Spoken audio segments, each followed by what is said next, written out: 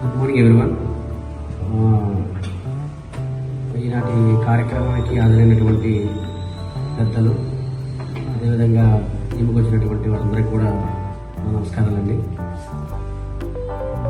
ఈ యొక్క స్వామి వివేకానంద గురించి చెప్పుకోవాలంటే మన ఆధ్యాత్మిక ధోరణి, అంటే మన హిందువు యొక్క సనాతన ధర్మాన్ని విదేశాలకు పరిచయం చేసినటువంటి ఒక అద్భుతమైన శక్తిగా మనం చెప్పుకోవచ్చు. ఈయన అసలు పేరు నరేంద్రనాథ్ దత్త. ఈయన 1863లో కలకత్తాలో జన్మించడం జరిగింది. 30 years స్పాన్లోనే మొత్తం ప్రపంచ దేశాల్లో మన భారతదేశం యొక్క గొప్పతనాన్ని గురించి తెలియజేయడం జరిగింది.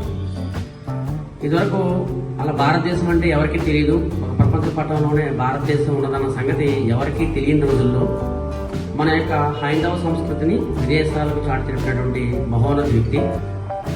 అదేవిధంగా యూత్ని మేల్కొల్పడంలో, అంటే మన భారతదేశం అభివృద్ధి చెందడానికి యూత్ ఏ విధంగా దోహదపడుతుందని చెప్పేసి యువకుల గురించి ఎక్కువగా ఉపన్యాసాలు ఇచ్చినటువంటి వ్యక్తి మన స్వామి వివేకానంద. వీరు ఆధ్యాత్మిక ద్వారంలో చాలా పీక్ స్టేజ్కి వెళ్తూ రామకృష్ణ పరమహంస వారి యొక్క ప్రథమ శిష్యులుగా చెప్పవచ్చు. వీరిని ఈ రామకృష్ణ పరమహంస, శ్రీమతి శారదామాత వారి భార్యాభర్తలు. వారు ఆధ్యాత్మిక ద్వారంలో వీరు తొలి శిష్యులుగా ఎంతో పురోగతి చెంది మన యొక్క హైందవ సంస్కృతిని విదేశాలకు కొనియాడడంలో గొప్ప కీలకమైన పాత్ర పోషించారు. అటువంటి వ్యక్తి యొక్క జన్మదినమైనటువంటి ఈ రోజు నాడు మనం జనవరి 12ని మనం జరుపుకోవడం చాలా సంతోషంగా ఉంది. అంటే ఇటువంటి మహానుభావులు రాను రాను అంతరించిపోతున్న టైంలో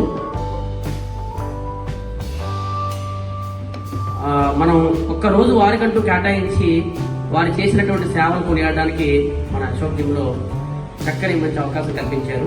మరి ఈ కార్యక్రమానికి మరి ఎంతమంది పెద్దలున్నా సరే అశోక్ నా మీద అర్థాన్ని కొద్దీ స్వామివారికి పూలమాల వేయించడం జరిగింది. అది రియల్లీ ఐ థింక్ వెరీ నాకు చాలా హ్యాపీగా ఉంది. ఈ కార్యక్రమానికి హాజరైనటువంటి ఇతర పెద్దలకు మరియు నాకు అవకాశం కల్పించినటువంటి అశోక్ మరొకసారి ధన్యవాదాలు తెలియజేసుకుంటూ